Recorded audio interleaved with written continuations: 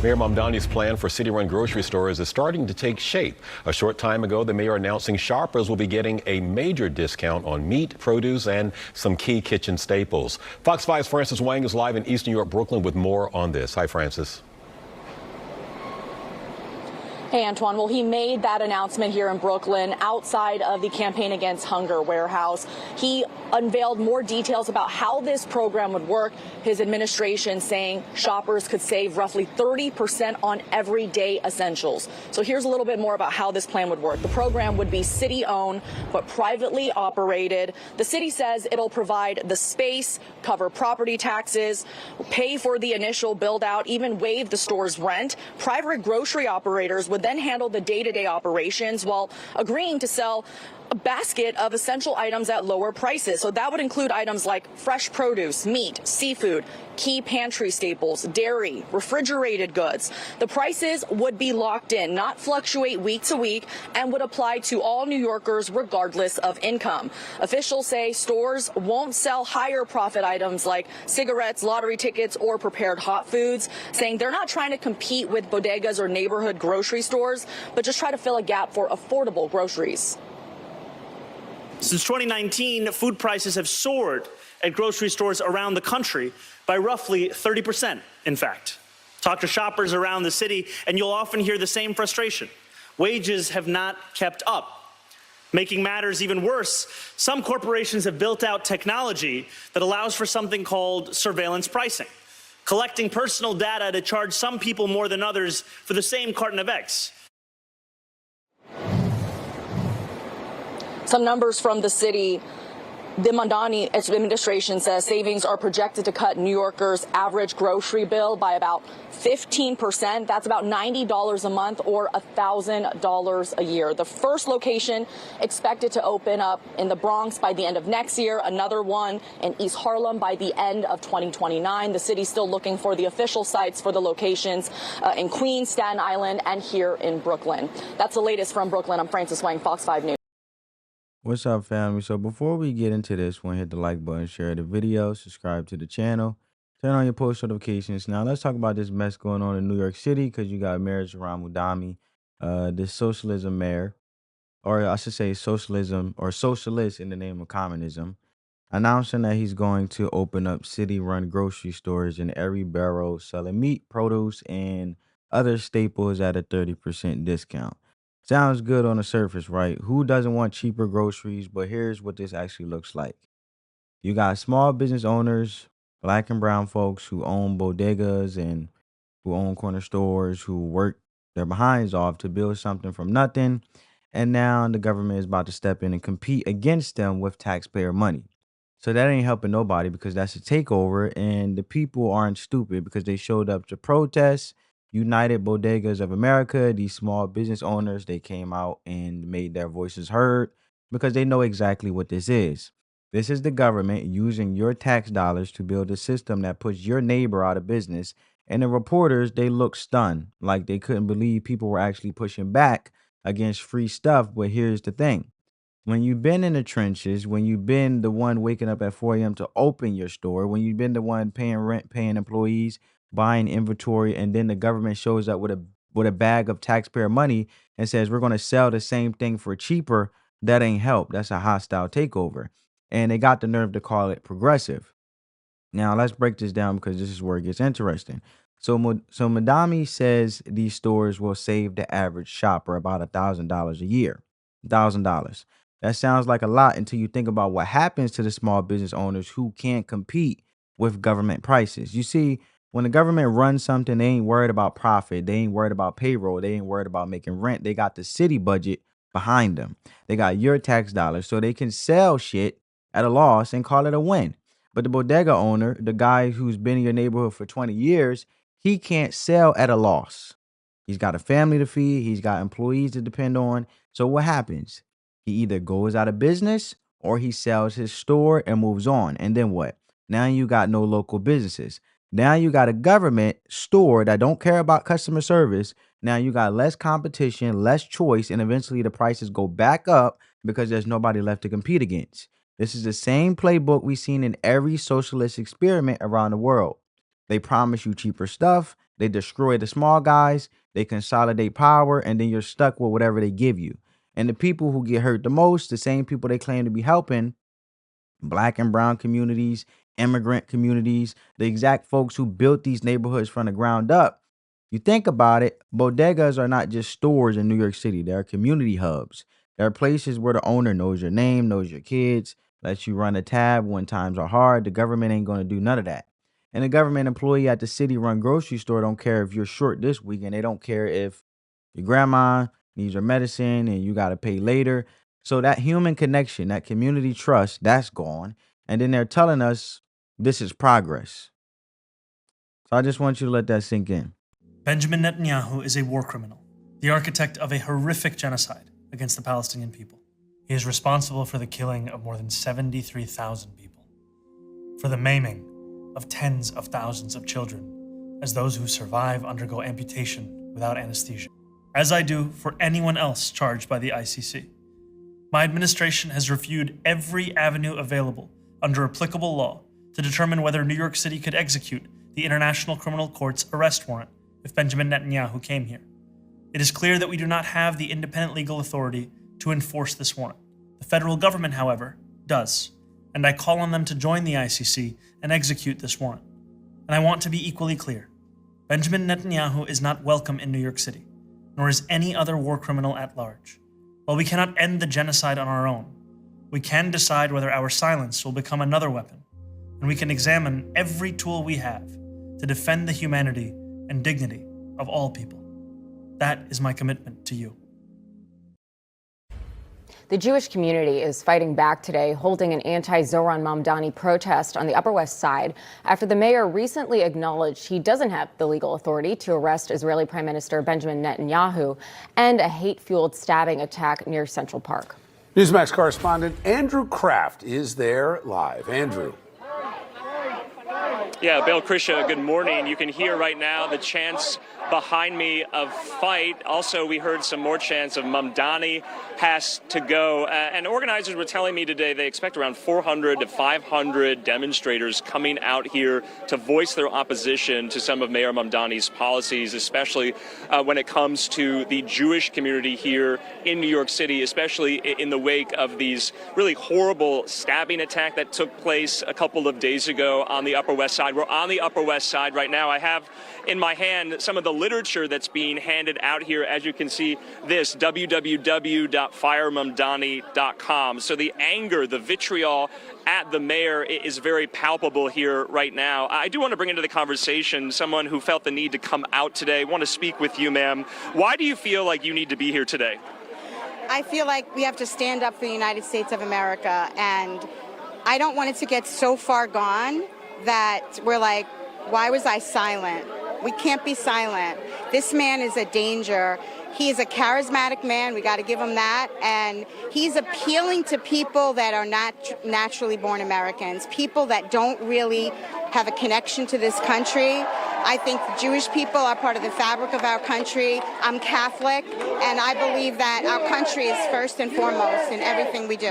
Thank you, ma'am. Appreciate it. You hear some of the USA chants going on. Tom, I do want you to just pan across the street if we can. I just want to show you, just to get both sides of this story today, this is a counter-protest at the moment, and you see some of the signs there. You also see some members, representatives of the Orthodox Jewish community who definitely disagree with the large majority of their religious brethren on this specific issue. This is a small subset counter-protesting of this specific issue, the Israel-Gaza war that continues. But I want to bring it back here this way. As you can see behind me, Tom is going to just show you the crowd, the American flags, the Israeli flags. We also have the Republican gubernatorial candidate here on hand, Bruce Blakeman. He'll be addressing the crowd as well as we ramp up to the midterms in November. So this is really just getting started, Bill and Krisha. We're going to be here throughout the morning and afternoon speaking with people as to why they felt the need to come out today to this End Jew Hatred protest on the Upper West Side. Here's the bigger conversation. This ain't just about groceries. This is about a fundamental difference in how we see the world. One side, you got people who believe the government should run everything because they think they know better than you do. They think if they just get enough control, they can fix all your problems. On the other side, you got people who understand that the government's job ain't to run your life, it's to protect your freedom to run your own life. And when the government starts opening stores, competing with private businesses, using your tax money to undercut the little guy, that's a slippery slope. We know that for many New Yorkers, 30% at the grocery store means something very different. Since 2019, food prices have soared at grocery stores around the country by roughly 30%, in fact. Talk to shoppers around the city, and you'll often hear the same frustration. Wages have not kept up. Making matters even worse, some corporations have built out technology that allows for something called surveillance pricing, collecting personal data to charge some people more than others for the same carton of eggs, for the same gallon of milk. All of this leaves too many New Yorkers feeling like groceries are out of reach. And that is frankly unacceptable, which is why city government is stepping in to make people's lives more affordable. Today, I am proud to announce a collection of essential staples that will be predictably 30% cheaper at all 5 of our city-run grocery stores.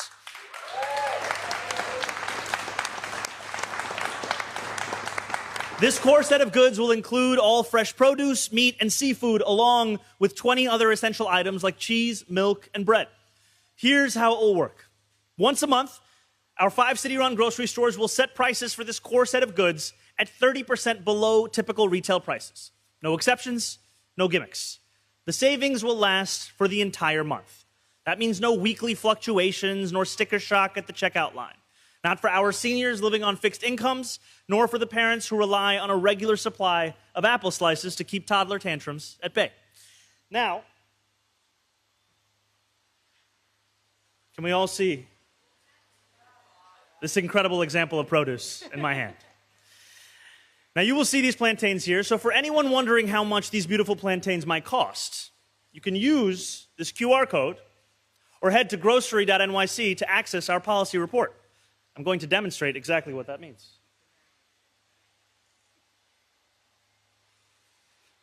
Ladies and gentlemen, the QR code does work. You can see this here. There you can learn more about our city-owned grocery store program, including the 30% discount. 30% off adds up.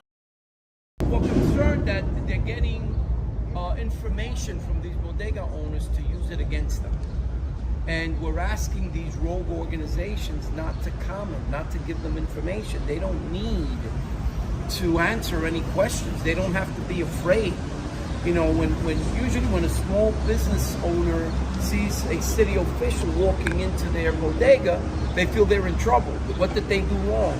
You know, am I going to get a summons? Am I going to get a fine? So they feel pressured to answer questions like, how many eggs do you sell? How much do you sell them for? How many containers of milk do you sell? How much do you sell them for? You know, how much profits are you making? These kind of questions are proprietary to that business. That's how they make a living. You know, we don't want the city taking that information and then using it to build competition against them, right? And the same thing, we have the president of the National Supermarkets Association with us as well, and you know, he has the same concerns as we do. So we're asking our 40,000 members, bodegas and delis around the 5 boroughs not to answer any questions, not to give up information. They do not need to be afraid. They could call United Bodegas of America if they feel intimidated or afraid, and we will deal with the situation. But at this point, we don't want you know, for any more intimidation to go on. We like for the city to sit down with us, to negotiate with us. We can save taxpayers $100 million a year, which is what his 5 supermarkets are going to cost taxpayers. Okay, supermarkets can have affordable aisles, okay, for essential items that the city wants to see lowered, like eggs, milk, bread, and many other items, and bodegas can do the same. You know, we can work together and provide, you know, hundreds and thousands of locations where people could go into that they're used to going into. You don't have to create animosity. You don't have to create a government-owned entity that's going to compete with the hardworking people, and it's not level playing field because the city pays no taxes. The city's probably not gonna pay any rent. You know, they're self-insured. You know, so it's all of these things combined that we are trying to say. Let people from the neighborhoods walk into the local neighborhood stores and get what they want if the city's willing to subsidize it. And they should, because that's what they're trying to do. But with 4 or 5 locations, it makes no sense. So there you have it. Because once they can do it with grocery stores, what's next? They're going to open government-run laundromats, government-run barbershops, government-run restaurants. So where does it stop? And let's be real for a second. The accounting on this plan don't even add up. Because the American Enterprise Institute broke it down and said this plan is based on an accounting error. They're promising discounts that don't make sense unless they're willing to lose money forever. And who's going to pay for that loss? You are, the taxpayer. So not only are they destroying small businesses, they're making you pay for the privilege of watching it happen. And the media is sitting there acting like this is some brilliant idea, like nobody's ever tried socialism before and seen it fail. So you got countries all over the world that tried this exact same thing. Government-run stores, government-run distribution, government control of the economy. And you know what happened? Shortages, empty shelves, poor quality, black markets, and the people at the top got richer while everybody else suffered. But somehow we're supposed to believe it's going to be different this time because the politician has good intentions or good charisma. Man, intentions don't pay the bills. Intentions don't keep the lights on at your bodega, and intentions don't feed your kids. Results matter. And the results of government-run enterprise are always the same: inefficiency, waste, and the little guy getting crushed. So here's my take on all this. From my perspective, this Mamdani grocery store plan is a perfect example of what happens when people who've never run a business in their life think they know how to run yours. This is a guy who's never had to make payroll, never had to deal with a supplier who shorted you, never had to decide between paying yourself and paying your employee. And he's sitting in a fancy office with a team of consultants telling him he can run the grocery business better than the people who've been doing it for decades. That's arrogance.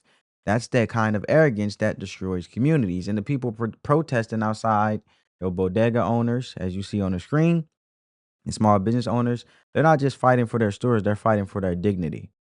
They're fighting for the American dream. And they're saying, don't take what I built and use it against me. And don't take my tax dollars and use them to compete with me. That's not partnership. That's not progress. That's theft.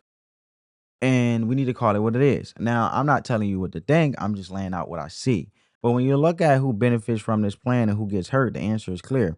The politicians benefit. They get to cut a ribbon, take a photo op, and tell you they're fighting for you. And the small business owners get hurt.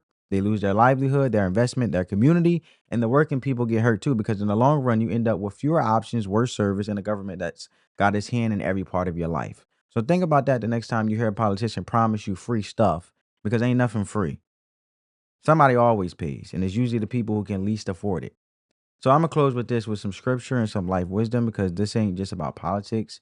This is about how we treat each other and what kind of society we're building. So the Bible says in Proverbs chapter 22, verse 16, whoever oppresses the poor to increase his own wealth or gives to the rich will only come to poverty.